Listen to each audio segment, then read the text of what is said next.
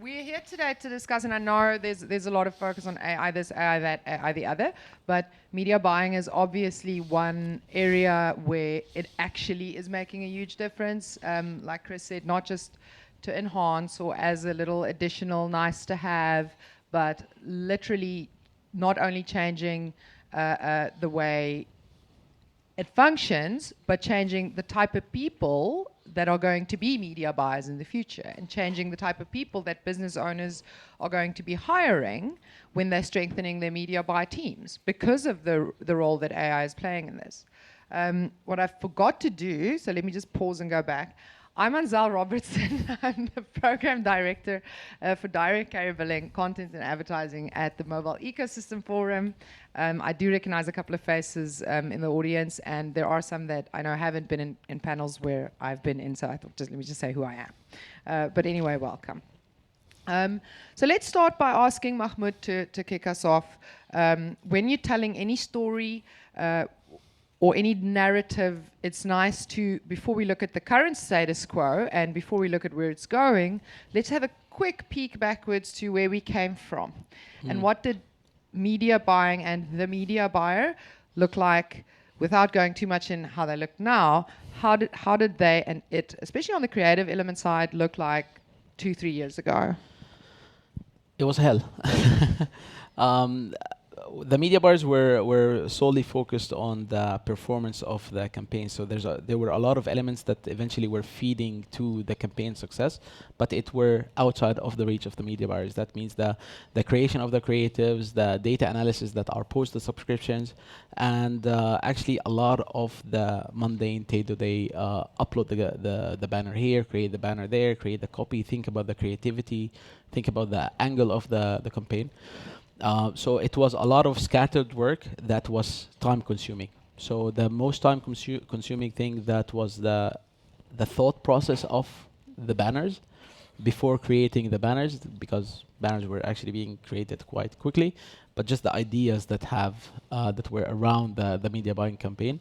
Like the singularity of the media buyer was very detached from the whole campaign journey as a process, especially in VAS, because we changed creatives a lot, we changed angles a lot, and then it was a lot of countries as well. So you couldn't really focus on really localizing the banners to the culture of a certain country. So I could see how stressed the media buyers were and how stressful it was to have this sort of user journey. Because reading between the lines, actually not even between the lines, she said it outright. It wasn't just about the execution of uploading this, that, and the other. There was also inherently you needed to be a creative person. Yes. You need to come up with what's going to convert. I mean, if you look at different industries, there are creative copywriters that are within the teams of the sort of creative and marketing people. With VAS, we're not that blessed to have these sort of people amongst us. So that has to be an initiative from the media buyer to actually be a bit more creative and commercial and analytical, but they couldn't actually do it. And if I may be so bold as to ask or to add, perhaps, that because there was this heavy load of constantly having to have a fresh supply of new banners to test in various markets, did at that time, so this 2 to 3 year period ago, media buyers also become lazy and just copy their competitors? Yes, definitely. I mean, everybody probably did. We used to use a lot of spy tools. There was not a lot of creativity in the market. So we see that your banner is doing good, you're getting a lot of clicks, probably you were doing something correct, so we'll just take it, tweak it, and launch it again. So there was no fundamental shifts with the banner creations. Also with the angles that we were going through were very sort of templated, let's say. It is starting to change, but yeah, 3 years ago it was bad. Yeah. And maybe to add quickly, the leverage of doing that job, because I remember, like, not 3-4 years ago, but 6-7 years ago, I was still sitting with the designers like half a day on creating banner concepts on and this and that, and we were really in depth optimizing this. But I think the leverage of this became also less. on the impact of your revenue. So people were not spending so much time anymore on the creatives. Things shifted more to generic approaches because the banners were easier to replicate for more countries. But I think now with AI, we can get back to a more creative process that is carried out by AI again, because now it can create automatically all the nice angles that you don't have the money or to pay 5 designers to create like a factory designers for you, but now AI can actually do that. So we can hopefully go back to that. But before I go to the next question, which is to you, Chris, just touching on something you said just now, which was, you know, you remember that we used to spend so many hours and hours sitting with designers trying to come up and brainstorm with the best campaigns and whatever. My personal experience was also, if you're not necessarily a designer yourself, but you are the commercially end responsible person for that campaign. So let's say you're a country manager or an ops manager or you're P&L responsible for whatever that market is. But you need to sit with the designer and you know, like you can see a banner or a landing page and you know this isn't it, this isn't what you're trying to explain, but because you're not a designer, like I can tell you this is a bad page, but I can't tell you why. Yeah. You know? It's just like, it just looks off. And I suppose AI is helping us in terms of giving us that parlance and that language and the tools and try Absolutely. to express. And you can chat with the AI at any time it's convenient for you on telling it what to do and get to a solution step by step. Yeah. Very quick, unrelated example, but I had to recently. My dad wanted a new website for his company. I was helping him getting some offers. I got some offers for 5,000, 10,000 euros from some very good web designers, but I was not really convinced on their portfolio. And then I just started checking out, okay, what website generation AIs exist. And actually in 2 days, I created something that I believe is 100% better than any of the proposals I got from the other guys. So, yeah. And did you charge your dad 10,000 No. euros anyway? Okay. Oh, sorry, maybe I'm just... Shameless plug for your dad's business. So the question was, now that we have these tools at our fingertips, how is it changing how we actually brief these creative teams? So be that the designer, be that the media buyers or whoever's responsible. The initial prompt, not only to whatever AI model or AI assistant or whatever, but also to your team has to come from someone. That's not going to auto-generate itself. So what are the prompts that you're giving your team and how you're briefing them? That's quite complex question, I would say, because I see the biggest barrier on AI usage right now is that if you don't start using it in your daily life, you don't even get to the idea what prompt should I use. So the first step, I think, is enablement. So all teams need to get basic AI trainings on clear use cases related to their job. So because I found out, even for me now, it's supernatural to do it. For many people, it isn't. You know, just to get to the idea on how to explain it. And then also there, obviously, when you reach, let's say, the second layer of working with AI, you to give very specific prompts, because you can tell the AI to be whoever you want. You can tell the AI, okay, now pretend you're the CEO of my company, that I'm reporting to you, and I didn't fulfill my targets. I have to explain. You know, you can do role plays with the AI in whatever type of situation you're in, and also to say, if we go back to the design thing. First, you need to create a knowledge base for the AI to understand what you or your company wants to achieve and what it actually is. And when the AI more or less knows who you are, explain the AI, feed it with some presentations about your service that you want to promote, and then try to explain it the targets you have. Maybe you want, I don't know, I want to attract more iOS users in the UAE. So, and I'm trying to create new banners for this video streaming service. So, and then this is a very basic first step. And then you start getting more and more granular, telling it what actually you want to achieve. Yeah. But I suppose it's not dissimilar. You know, you said we need to learn how to optimally prompt it. We also need to, as users of AI, need to learn the language. And I suppose it wasn't dissimilar, right, when we started using Google for the first time. Yes, very where similar. you Google search would be something like, what is the meaning of blah, blah, blah. And now we know if you type define followed by the word, it'll give you the English Oxford Dictionary, whatever definition. So I suppose, yeah. Yeah, but in general, I think everyone can start with something. You can start very unstructured, talking to it, and see the first results, and then just at some point when you're getting better in this, you can become more granular in how you feed it. Because let's say with the new ChatGPT image generation model, everyone can create beautiful comic images of yourself and action. Yeah, Mahmoud is the absolute pro in that, and everyone can do that. But let's say but you will quickly find limitations. Let's say you will find that the text added onto the image will be blurry, or they will do typos or this or that. So everyone can use it in the first layer very easily, and you will get really good results. But let's say to get from the 80% good results to 100%, that's what is still difficult, and what you can only learn if you really start using it. Because let's say do really good prompting with Midjourney or other image generation AIs, this actually takes some skills.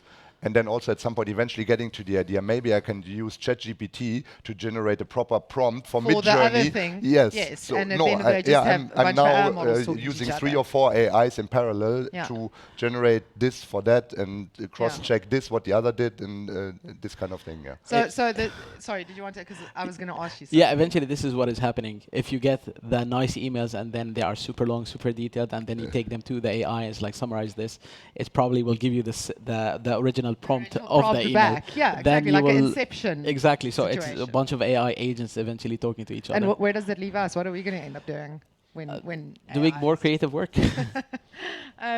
So okay, we've referred a bit to the use of AI in the creative parts of media buying, advertising, marketing, but of course we can also speak about data analytics, A/B testing.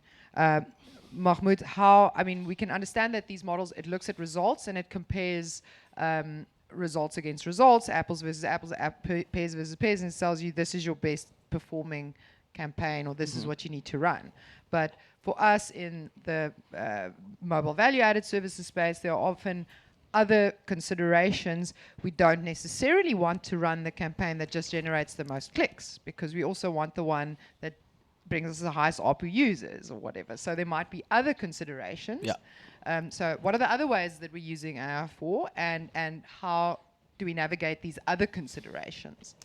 So basically, we classify AI into 2 sort of main categories. I add one that is just for better explanation. You have the generative AI, which is anything that the AI generates on its own. So you have the image generation, text generation. These we use for banners and for headlines for Google. So I'll keep it specific for Google. Literally, the media buyer would say, give me 10 angles for today, and then they will take each angle and they will say, okay, let's expand. Give me a banner set for this, the headlines, the descriptions. And that is basically the generation. Then we take the result that has been generated to something I call the sidekick AI.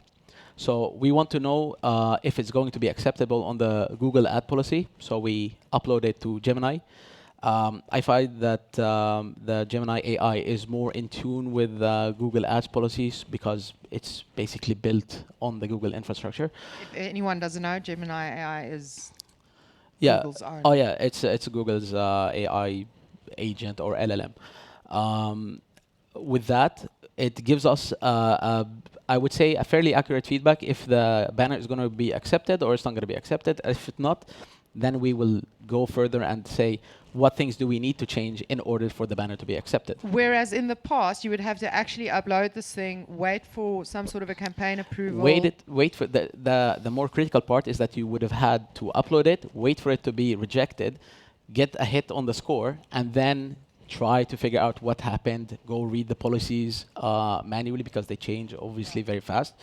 Or if you're very lucky, back then you would have a very educated account manager that would tell you, and they will be knowledgeable about the policy.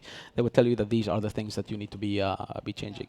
But now, honestly, it's amazing. You can just really take a 10 banner set, upload it to Gemini, say, hey, Is this going to be accepted? So we're using model A to generate these banner sets for us. Model B, Gemini then is telling us whether or not this may or may not be approved if we upload it. Well, I do something, it's called AI distillation. So I would take the same prompt, I will run it through different AIs. So my favorite is ChatGPT because it's just like multimodal AI. So usually the text is generated on ChatGPT, the images as well. So the first sort of drafts with the text, because the text editor in ChatGPT is quite good. Then I would run the same prompt on Gemini, on DeepSeek if I have the local running, and I will see which one is more sort of likely to hit my eye. And then once we want to we decide which campaign we want to run with. We do it on Gemini, check, hey, does this comply with the Google policy? And then we upload it. Most of the time it works.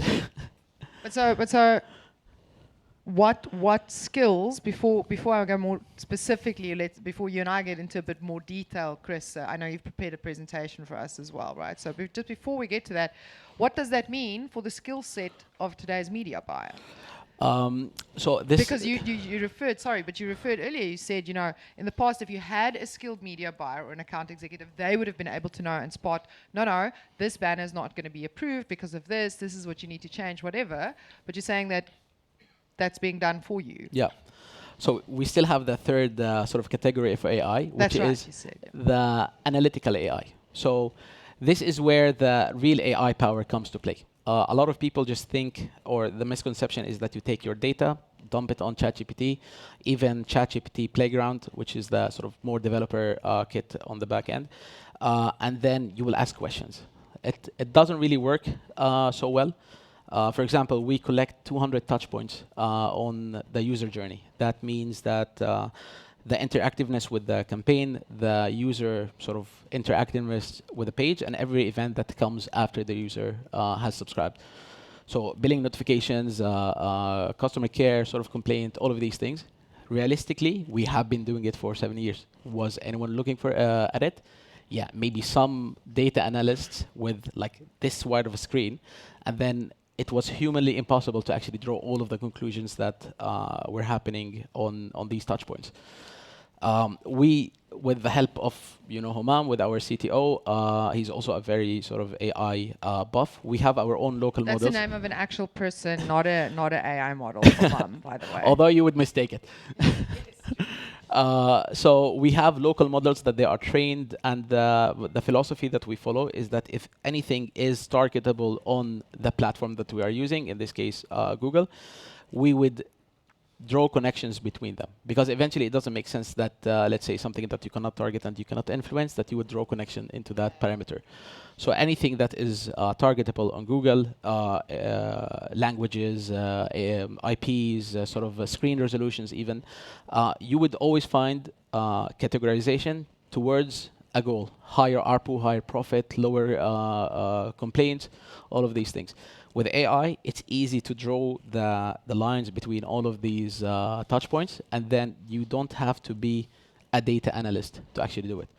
So now media buyers have the power to actually have this, at least at a very deep level compared to the data analysts that used to work 3 years ago. You can have the same sort of proficiency with data that you can influence directly what happens on Google. And with this, there are also sort of two categories. We only use level 1 sort of AI, which we don't let AI do executions.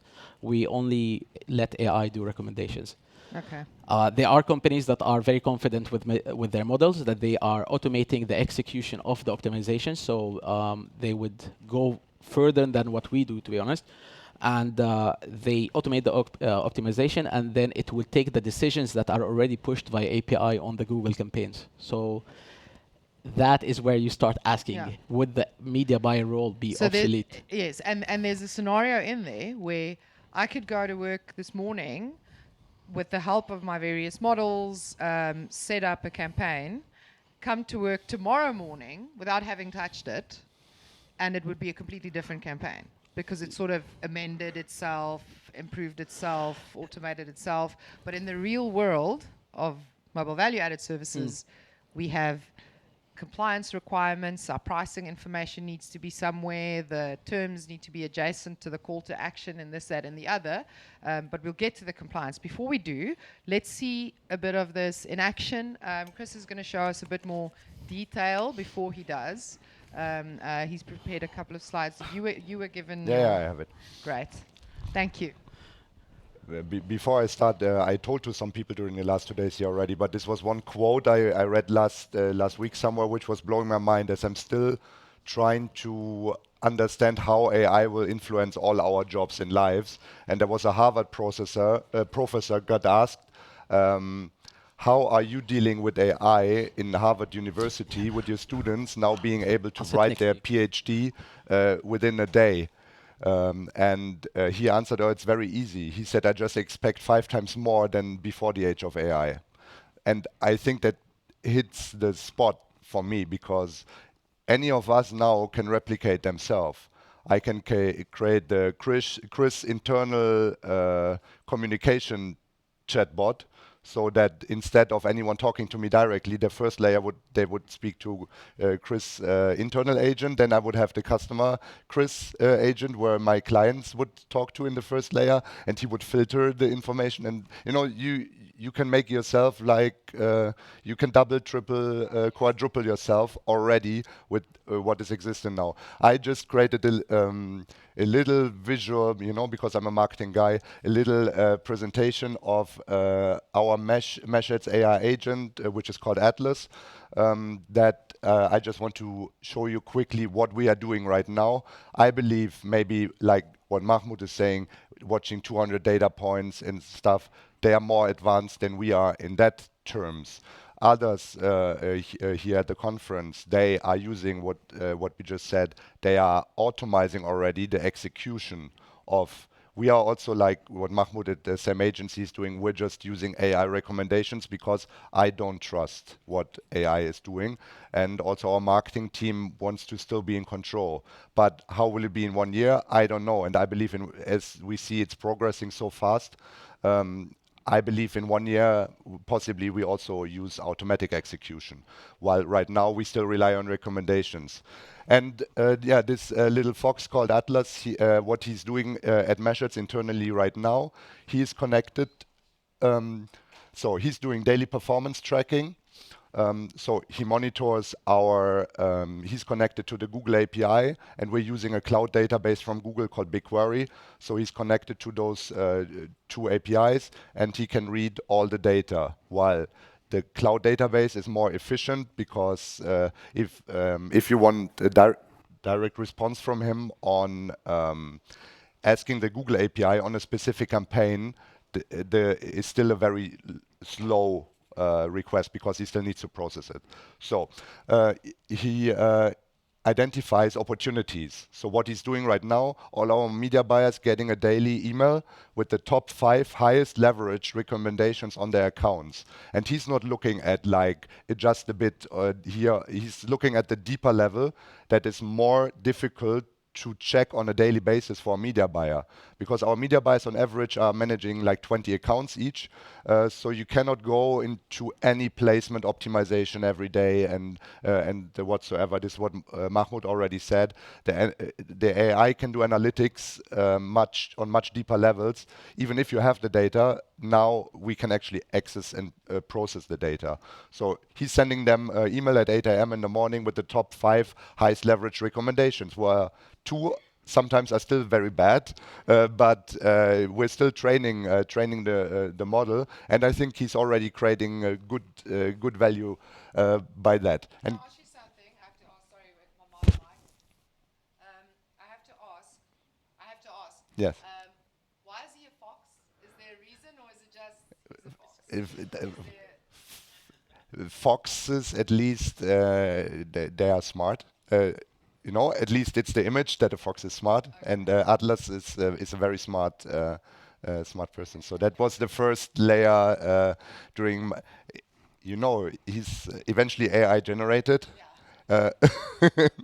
And in the end, I liked to make it a bit more personal.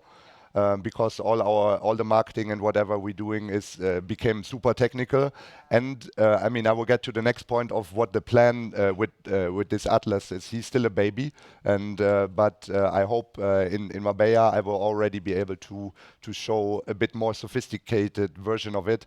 I prepared a little demo here for today, but the idea in general is for the team empowerment to move faster with the input from Atlas, because even if you're not technical, any Google Media buyer can export all the placement data in a CSV file and throw it into the AI to get smart recommendations. You know, so you don't need an AI agent. Any media buyer or project manager can already do a bit of a more manual enhancement of their work by doing this, and probably shine in front of their bosses when they come with a very nice in-depth prepared analysis, or they can enhance their Excel sheets a lot with smarter recommendations from AI.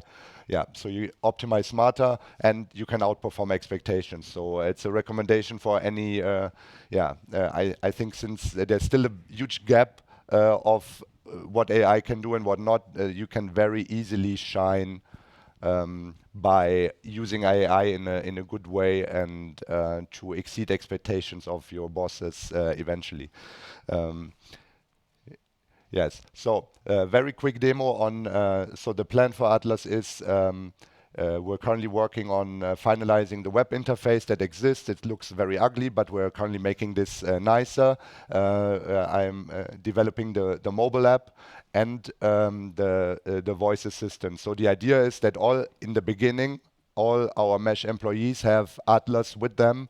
They can have a browser tab open where they have constant access to him, where they can use him as like a chat buddy on asking any campaign-related questions, any design-related questions. I mean, imagine if you're in a meeting here, you're sitting at World Telemedia, Yeah. and not even necessarily if I'm working for Mesh as a media buyer, but let's say I'm working for whoever content provider as a country manager, and I need to know, what are we receiving DNs? What's the, API call for this, that, whatever. Yes.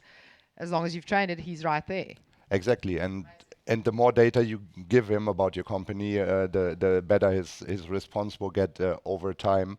And I believe, because also one of how I came to this was also, I mean, we're using internally a lot of automations already, and we're using Airtable, which is a nice software to aggregate all our data from all the different databases, but it's very bad on mobile view, for example. And I was checking a lot of tools where all our teams have much better access to visualize the data when they are on the go on mobile. I found some very expensive solutions, but in the end, I figured maybe it will become even more contextual how we look at the data. Maybe we don't want to look at big tables anymore. Maybe it's even better than having this beautiful app that displaying all my complex data here, having this small fox in your pocket and asking Atlas, show me the UAE, Etisalat, iOS campaign data for yesterday. And then 5 seconds later, you will have it in your app or in your web interface. Like it's another Yes. colleague. Yes. Yeah. Exactly. Yeah. And also voice. I see a lot of my friends already talking to ChatGPT more than to their girlfriend on asking anything. And You're joking, right? Like they don't have girlfriends, right? I don't know. No. No offense, guys. No, but the voice function of ChatGPT became extremely good, and I don't. For me, it's not natural yet, but many people do it and use it as for anything. I mean, you can ask it anything, and I just want to show, because I don't know if anyone used like voice AI, and so I prepared a small demo where we can call Atlas and talk to him quickly. Let's do it. Hey there, I'm Atlas, the most powerful marketing support agency working for Mesh Ads. How can I help you today? Atlas, can you explain me very, very short in 2 sentences what Mesh Ads is doing? Mesh Ads specializes in optimizing Google ad campaigns, particularly for mobile value-added services, MVS and other subscription-based services. We leverage our expertise in industry relationships to maximize your ad performance and subscriber acquisition. Thank you. So now let's dig into some campaign data. Can you give me an overview of the yesterday active campaigns in UAE and South Africa? Good. I'm glad to dive into campaign data. I've been monitoring your campaigns, and I'd be happy to provide yesterday's performance summary. Here's what I found across your accounts in the 2 active markets, UAE Etisalat. Conversions. I will retrieve the exact number for you now. Average CPA, I will retrieve the exact amount for you now and assess whether it is on target. Billing rate. I will retrieve the exact percentage for you now and indicate the trend. Device split. I will retrieve the percentages for Android and iOS now. South Africa. Vodacom. Conversions. I will retrieve the exact number Yes, for you please now go and ahead. provide some context. He likes to Average talk. CPA. I will retrieve the exact amount for you now and provide a comparison to the previous period. Billing rate. I will retrieve the exact percentage for you now. and Atlas, assess it. stop. Device split. I will retrieve the percentages for Android. I never had that glitch before, but I broke him. He's got stage fright. Exactly. Yes. I actually want him to present our UAE data No, but because I mean- I but- want him to present our UAE data. Yeah, It was but very I good. think every and I couldn't wait to see what the CPAs on Vodacom you've got them down to. But Yes. no, I think we all know That's- that he's yeah. going to go and retrieve them. He just wanted like an applause for the fact that he's about to Yes. already. So Should we give him Very one more cool. try or no? go No. for it. We have time if you Yeah? want to. Let's Go give him for one it. more try. Maybe tell him not to be nervous.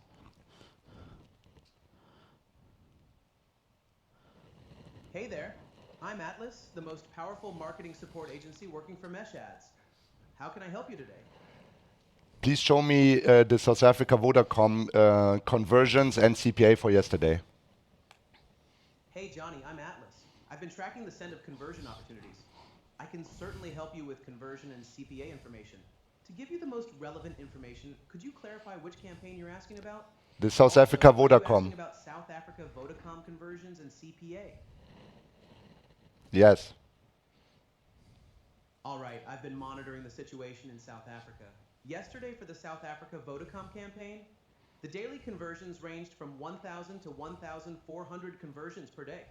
The actual CPA performance was $1.20 to $1.40, which is a strong performance. It's Is there sure. anything else I can help you with regarding the South Africa Vodacom campaign or any other campaigns? UAE Etisalat for yesterday, only iOS conversions. Yes, I remember sniffing out that opportunity. I see that iOS devices It's typically cocky. outperform Android in the UAE market. Shifting 10 to 15% of the budget from Android to iOS could improve the overall campaign return on investment by 3 to 5%. Would you like me to implement this device bid adjustment and budget reallocation? No, thank you. That's it for today. Happy I could help with those insights. Have a wonderful day. You Atlas is worse too. than me. Thank you, Atlas. Yeah, so it's just a demo for visual purposes, you know. So it's I think just to show a bit the capabilities. He's very stupid, the voice model. So I don't know. I think he's cute. Like he's Yeah. so enthusiastic. He reminds me of someone that just joined your company, you know, and still believe just yeah, joined the yeah, industry. and he's but like it's so a lot of fresh. fun because you need to create this personality. You know, you need to. I mean, I selected one of the 200 available voices and the character, Yeah. and that is matching. But you can also generate the voice, or you can use your voice, Yeah. and whatever is possible. Because you know, in real life, if I were to call my colleague and ask these things, what you get is like, ugh, okay, you know, I'm gonna Yeah. check, and he's so enthusiastic. You Yes. can train it to be your colleague as well. I could. Yes. Thank you very much for that, Chris. I think it was really Yeah. nice to see. We have, in general, when we attend events, there's a lot of conversation about AI, whatever, and it's just nice to see something, actually in practice. Mahmoud, let's go back to you. I think just a sort of general closing thoughts or input from your side, and if I may ask you to cast a thought to the future. If Chris already referred to TELEMEDIA Marbella, I think if we blink our eyes, we're going to be in Marbella. So let's look a bit further. Let's look at next year this time. What is our conversation going to look like? I think Chris also probably already knows Meta has announced their end-to-end sort of funnel AI optimization. So it was recently announced that they will sort of ask you what is your campaign goal, what is your market, what is your product, and what is your budget. They will create the creatives, the copy, the everything basically for you, and it's all going to be controlled by them. Obviously, these are going to be the first steps of the multi-agentic AIs. I personally, I currently don't believe in it to that extent, but Meta being Meta, they have the resources and the willingness to do it. It could be happening. For the more immediate and realistic future, I see that more and more partners are relying on AI. A lot of media buyers are also using AI. Even my parents are using AI. So just having the usage within our industry would open more possibilities and would raise the expectations even more. Because now I think me and Chris are feeling the pressure that, hey, others are able to pump 200 campaigns or 200, sorry, ad sets per day. Why can't you? So if you are lacking the AI capabilities, you are going to be definitely falling short. Yeah, thanks. I really liked what you're echoing, what he also said earlier about the bar is raising, because it's not like, why should I be able to do this because AI can do this for me? It's like, no, now what you're expected to be doing is not this anymore, it's this because of it. Yes. Do you have anything final things to add on that topic, Riz? And No, again, I was just bringing us back to the actual what this means for the actual media buyer. I know when we prepared for this call, you also had very strong feelings around what you're requiring of your actual media buyers. So maybe share some of that with us. Yeah, maybe just one point, because we didn't really tackle it, that AI is not totally new, because before it was just other buzzwords on machine learning and whatsoever, and Google already started it, I don't know, some years ago with the dynamic ads, right? This is AI. Because that already started the first shift away from sitting with the designers creating banners, because now you create a few basic creatives, you create your list of text, and Google is then automatically shuffling the ads, and in whatever combinations, in so many variations that you don't even know 100%. So that's already AI. And what Mahmoud said, what Meta is doing, let's see what direction Google will go. So of course, as we are running agencies here, we hope it will not be the way that everyone will just go there, paste in some information, and Google or Meta is doing whatever they believe is right for your service. But to a certain extent, I believe it will get to this, if we like that or not. But on the other hand, AI still have a lot of problems with brand safety, and so I think there will, especially on that part, on compliance and really trusting AI, that it can generate like 100% brand safe images, etc. There will still be some period of 1, 2, 3 years, we don't know, where human verification will be needed. And in your question on the employees, what I just said, everyone needs to start. Who hasn't started needs to start now on working with it, finding the use cases, identify. You can even ask the AI. Describe your job. Describe in 5 sentences the job you're doing, and then AI tell me what are the 5 highest leverage things I should focus in my daily job, and you will get for sure 1 or 2 very important things that you might not have you didn't think about. So you can start with that high level layer, and then you start digging deeper with the AI together in one of those points, and to create an action plan on how you can implement this, or uploading your daily reporting Excel sheet and start asking how can we improve this. I want the data to be more dynamic. I want to connect it to another API to feed in data automatically, because you don't need developers for many tasks anymore. You can just ask the AI to do this. But yeah, you need to start. That's the most important. And if for I everyone. can share a personal anecdote, on your message of you need to start. Like for the longest time, I was a bit, I would say, almost intimidated by it. Like in my role, specifically in my job, I felt, okay, is it really? And I think the best way to actually go about learning how to prompt it, how to best use it, is simply to apply it for things that you really actually are passionate about. So in my case, it was something like a surf report I needed to know for The Hague, like if the wind is a certain direction and the swell is a certain direction, can you go surfing that day, yes or no? And I thought, well, let me poke around and ask ChatGPT. It turned out to be the coolest thing, and then you just become more comfortable. And I think if we apply that to our jobs. But eventually, you also need to be a prompt engineer in your daily life. So one sort of advice I would give everybody, and just not related to business, is also just using AI. Try to integrate it as much as possible in your sort of daily routine, because this way you know what are the capabilities of AI, and then you can learn more how to use it. And you can literally ask AI, what prompt should I ask you on a personal level or on a professional level to identify, let's say, weaknesses in your personality, on your sort of job career. Recently, I did make the mistake of using one of these prompts, and then I asked the AI, be critical, don't hold back, and give me what are the things that are missing or lacking in my professional life and personal life. I do talk to AI a lot, so I can just call my mother if I want to know those. It will be more critical than your mother. But yeah, eventually, as Chris said, the requirements of the new employees, not only media buying, I think is going to be affecting everything, is that you need to be a bit more of a prompt engineer, know what you are going to be asking from the AI, as much as knowing what you want to expect from the AI. And that said, if you, let's say, you take cold callers, I don't know, 15, 20 years ago, before the internet, people had to have a certain type of voice, they had to have a certain type of approach, a certain type of aura.